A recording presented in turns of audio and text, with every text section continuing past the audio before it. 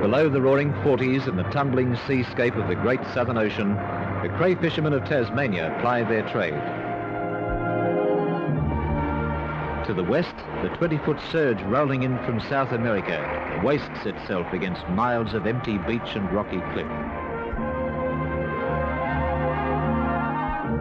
To the east, the ominous calm of the Tasman Sea. To the north, the deeps of Bass Strait dividing the island from the Australian continent. And to the south, the long, grey, icy seas that stretch away to Antarctica. Among the countless organisms which inhabit these prolific waters, the ungainly crayfish, little changed from prehistoric times, grazes on marine worms, molluscs or smaller crustaceans in swaying kelp forests. The southern crayfish, Jesus lalandi, is a crustacean. That is, it has an external skeleton.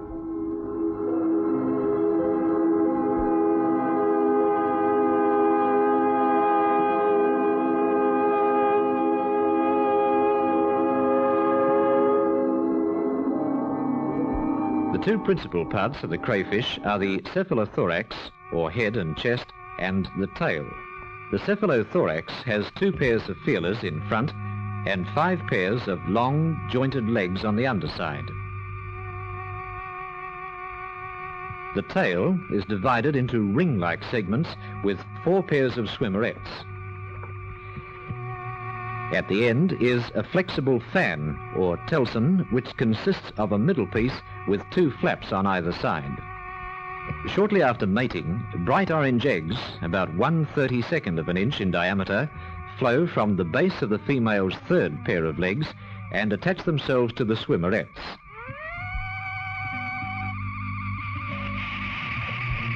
It's believed that the female lays her eggs every 12 months and carries them as berry from 4 to 5 months. When the eggs reach maturity, the female crayfish detaches them by brushing her hind legs along the berry.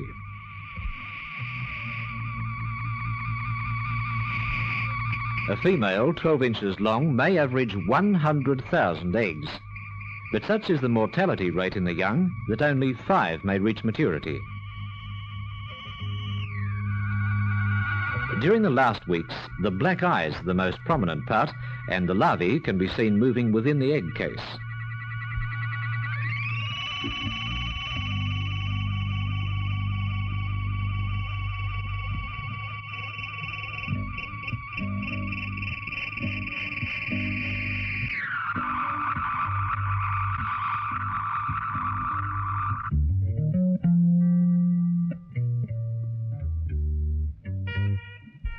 When hatched, the young are transparent, 1/10 of an inch long, with a flat body, long legs, and large stalked eyes. At this stage, it is plankton and at the mercy of its environment. After the plankton stage, the craylet becomes a bottom feeder, about 1.5 inches long, shedding its old shell and growing a new one about 5 times a year for 2 or 3 years. A major enemy is the octopus.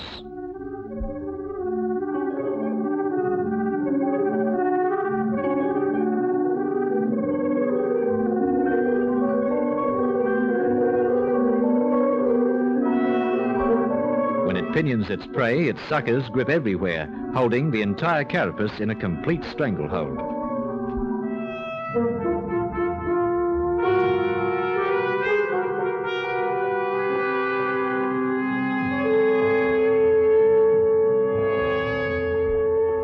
The crayfish's abdominal plates are drawn towards the octopus's mouth, and the black tip of the horny beak crunches through the shell and into the flesh.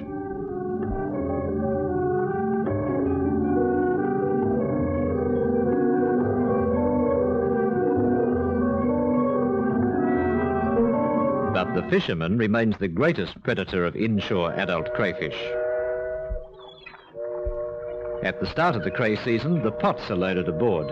These sturdy pots give many years' service, standing the strain of continual shooting and recovering in depths of up to 90 fathoms. The number of pots carried is governed by the size of the boat. A boat of 30 tons and more than 60 feet long can carry the maximum of 40 pots. A 20-footer, 15, and so on.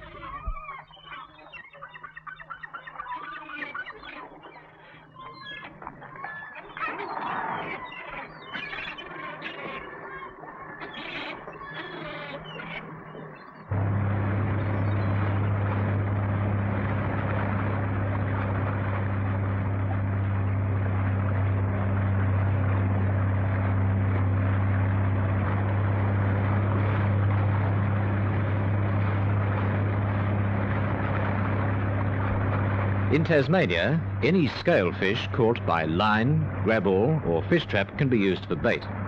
Red meat is also used, particularly in night fishing.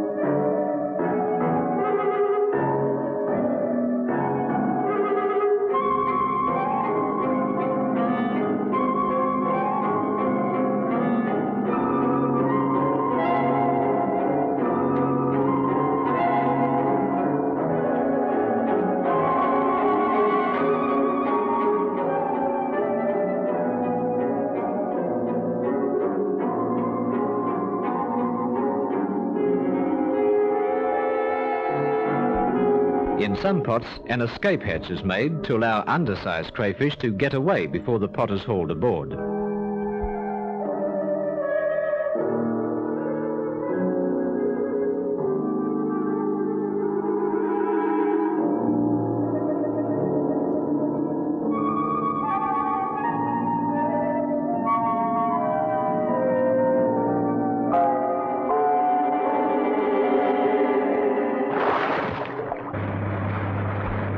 The time lapse between shooting and recovering the pots varies according to the area and the time of the year.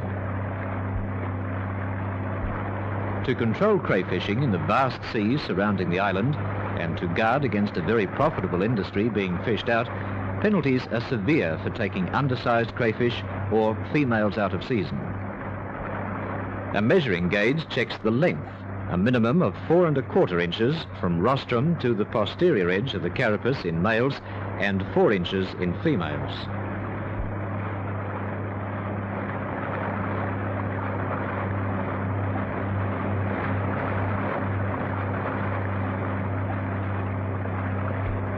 When undersized crayfish are tossed back into the sea, the shock leaves them stunned for some time. Completely defenseless, they're game for any passing predator.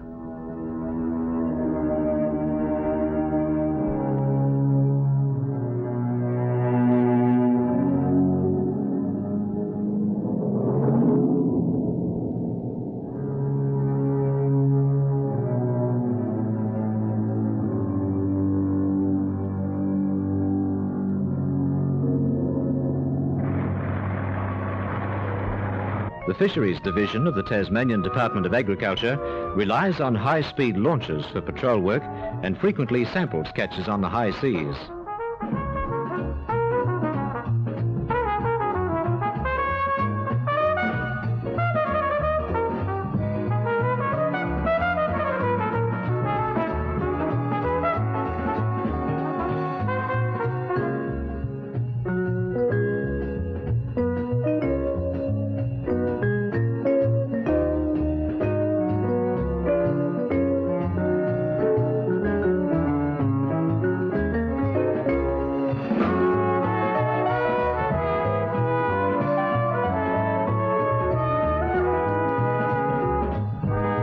However, detection and apprehension are not the main objectives of the Fisheries Division. The Fisheries Research Vessel Pengana is equipped with sonar to locate schools of fish, a thermograph for recording water temperatures, echo sounder for Cray pot location, a two-way radio, and radar for area location.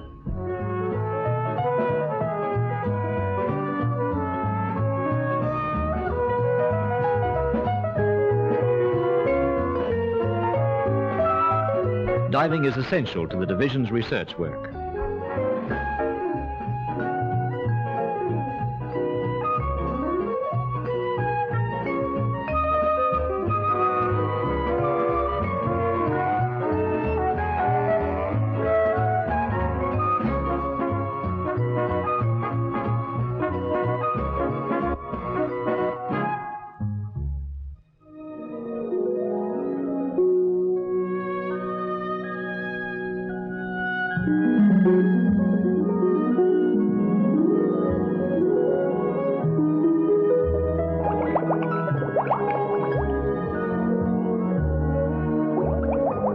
Underwater photography plays an important part in collecting data for population and migratory studies related to the environment.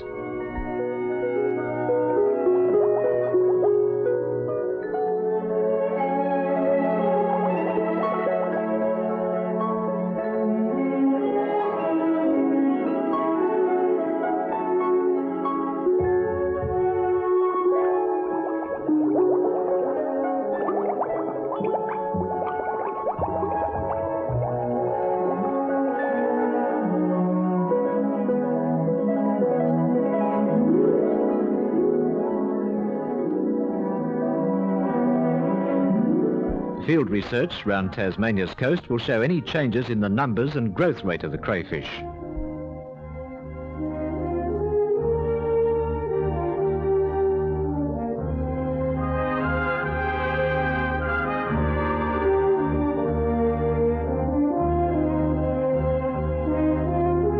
Jasus lalandi, the southern crayfish, vital part of Tasmania's fishing industry.